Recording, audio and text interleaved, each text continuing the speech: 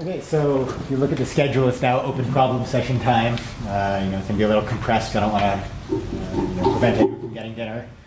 But yeah, so we don't really have a well-defined format for this, right? The idea is that, as Nate said, there's this overarching question the last few years, like why aren't algorithms people working on SDNs? And so like this workshop is kind of our attempt to bring together some people, but if there's a direction we missed, or if there's kind of interesting open questions that you think are combining algorithms and SDNs, which aren't being represented here, we've got about 20 minutes, and certainly I think I and everyone else would be very interested in hearing what people think the kind of interesting future work is. So actually, as the field person, so to speak, I actually would like to hear more from the theory people. So are there, like, for example, like a cool problem that you thought you should be tackling, or like are there like cool tools that you have that you think might be a potential value add for SDN, or like we saw a bunch of these tools that people have used, but are there other sort of hidden gems that were lost because of like whatever OSPF and BGP and other networking crud? Now you can actually think that you actually see an opportunity to implement. That's it. Or if people are like other things they want to talk about, yes. Well, here's one little thing, and that is that there was a huge amount of theory built up about lossless networks, where you are not allowed to drop a packet. No best effort is not good enough. Mm-hmm. And there is a movement now towards, at least some people, really experimenting with lossless data center scale networks.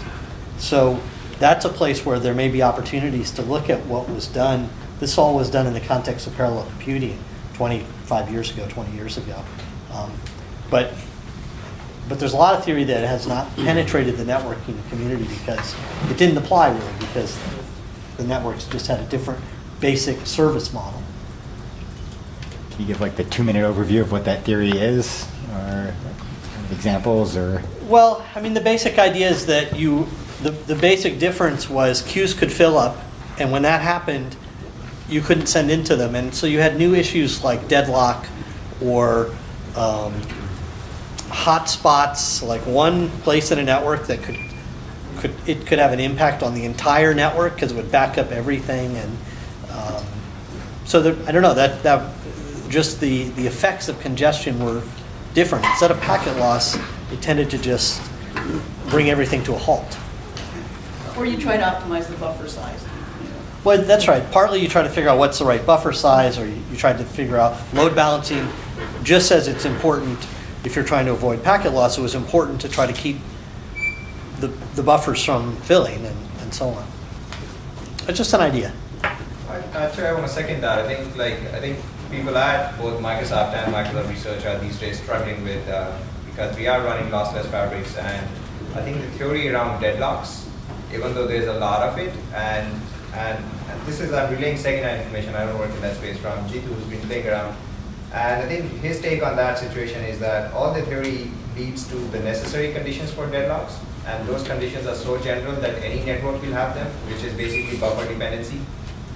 And so there's some theory to be done there around what kind of sufficient problems, what sufficient scenarios are to, what can I do to my network to guarantee deadlocks will not happen dynamically under certain models of the network right now.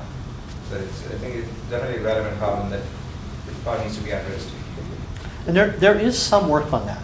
Yeah. But it's tended to be done for specific topologies, and they probably don't really look like the networks today. I see. But maybe some techniques can translate. Who knows? Okay.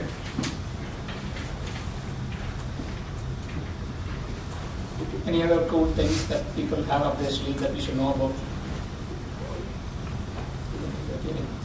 Or or maybe the systems people, are there any problems that you think are not covered here that we really should be covering?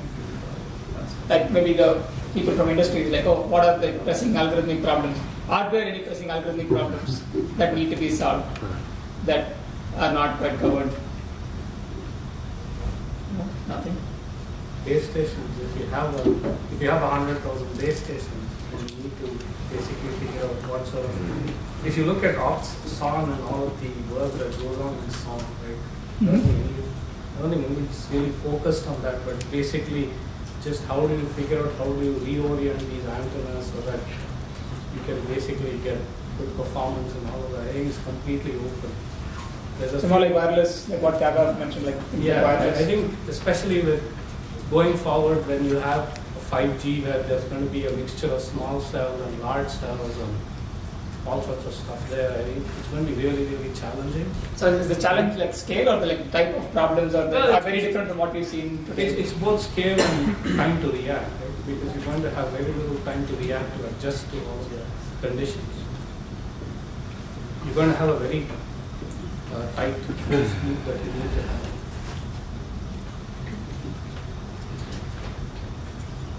Anybody have pet problems that you would like to see solved? I have pet papers. You have pet papers? Awesome. Yes. There's please. some old papers that we might want to revisit. Jen's talk reminded me that having a little bit of a clue inside state that's just a tiny bit of information can really yield big wins. Yeah. There's an old routing with a clue paper that was a very cool paper. Routing with a clue. Routing with a clue, Okay. which was where you had just a tiny bit of state in the packet, but similar to Jen's talk, where you have just a tiny amount of state. What can you do with that? I see. To circumvent SDN or to facilitate? Packet state or outer state?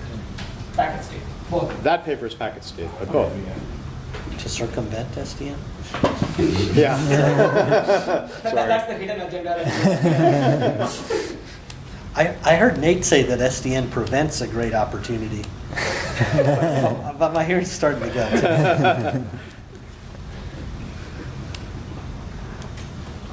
Yes. I'll throw one out there. I think these days, I think it's mainly around. I don't know the exact problem, but the problem space is around reconfigurable topologies or reconfigurable graphs.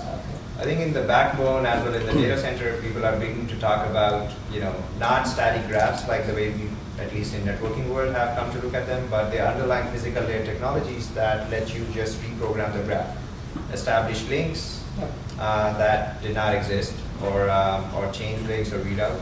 And I find like there's very little out there that I have seen pragmatically to be able to reason about graphs that keep changing. For instance, how much better a reconfigurable topology could be for a set of workloads. So the workload models are missing is one thing that's independent of interest. Like, I think currently, apart from this oblivious routing stuff, there's very little sense of, just some tractable models of workload, and to be able to say, for these set of workloads, these topologies are good, or especially getting into reconfigurable domain, that, if your workload is this and you reconfigure, this is the amount of benefit you get and whatnot. Do you think that's independent of SDN?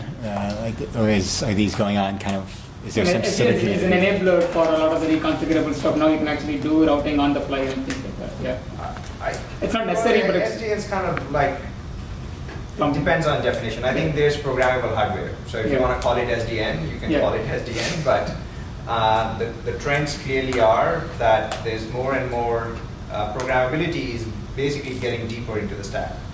Now, I think we typically stop at layer 3 when we think about network layer programmability, but now layer 1 and layer 0 is getting also programmable. And that's what's fundamentally changing the graph on which you operate. So I think it's interesting because it's in the kind of opposite direction of that. But there's been a lot of work on these dynamic graphs going on lately in like the kind of PodC community. But it's the opposite. Instead of reconfigurable, it's some adversary is changing the graph on you every time, and you have to deal with that. And so it's there's a lot of very interesting theory results going on. I want to change it, but I don't know how to change it and what value I can get from changing it. Right. Like if you could change the data center topology given a demand, Right, think about like not just changing the routing for a demand, but changing the topology for a No. demand. I mean, I think they're kind of opposite directions of dynamic graphs, right? Probably both going on at the same time. A little bit. Yeah, I mean, that's totally separate goals, right? Yeah, again, I think it's like maybe this sounds similar to what Michael was also saying. I think. But it's not the adversary hitting it. Yeah. It's more, well, okay, I guess it could be in response to the adversary. They're throwing into it. Yeah, so I think I'm kind of maybe just from an engineering perspective, I'm kind of more interested in like what edges to take out by design versus like things just going missing randomly. And putting in new edges. And putting in new edges or not, depending on edges. depending on the exact context, if you're working in the backbone context, lighting up edges has a cost. You need extra transponders, you're limited, but if you're in the data center space, maybe lighting up edges doesn't have a cost, but there's always resource contention of some sort, which leads to a combinatorial problem naturally. And so it's a somewhat different model than, it's coming more from a design rather than, like it's not, the graph is changing, the graph is changing top down. It's not like failures or anything else, which is more of a bottom up randomized model. Well, what you are throwing, the designer is throwing in the edges, is what I'm talking about. Yeah, oh, I see. There's a lot of that in pods, like in the self-healing networks, they're throwing them in. Okay, towards what goal? Towards the goal of having their routing. Okay. Okay, So self-healing. okay. Connection, I should say that. Yeah, okay. But I also wonder, when you talk about layers 0 and 1 being programmable, right, you're kind of assuming some joint optimization of all these layers, right? That I'm the same person programming layer 0 and level 1 and level 3. Right? And the traditional networking kind of stack is that these are kind of totally separate things which are feeding up. So if I'm kind of programming at something at level 3 and level 0 and level 1 are programmable, but it's not me doing it, it's someone else. Can I take advantage of that? So maybe it's not adversarial in a kind of classical way, but it's not something I really have a ton of control over maybe. Or maybe, can you provide clues downward for what this level 0 and level 1 should be doing? So I think the decision, the engineering decision on that would what, I mean, clearly, you always want to do cross-layer optimization. You can get, some percentage extra. So I think what's not known today is that, How much? what is that extra percentage? Because tackling cross-layer optimization introduces so much complexity. So, but without knowing the gain, you don't want to take that on, and you're just always better off just decoupling these things. So some of these theoretical issues could actually inform whether or not you want to do, or there's some minimal information passing across layers that does the job for you. So let me throw one more thing before we probably break for dinner. So just based on what we've seen today, and just the interest of like sort of seeding cross algorithms, field interactions, right? Do people see like obvious connections between talks people have heard today? That, okay, oh look, X and Y should talk, or X and Y seem like natural applications of each other. Are there any obvious connections that people have seen? No connection? For people like this, oh, I found the connection, it's super secretive, I don't want to tell you. I've written the paper in this time I'm here, I won't tell you about it. That's fine too. Cool. Break. Okay, so yeah, I think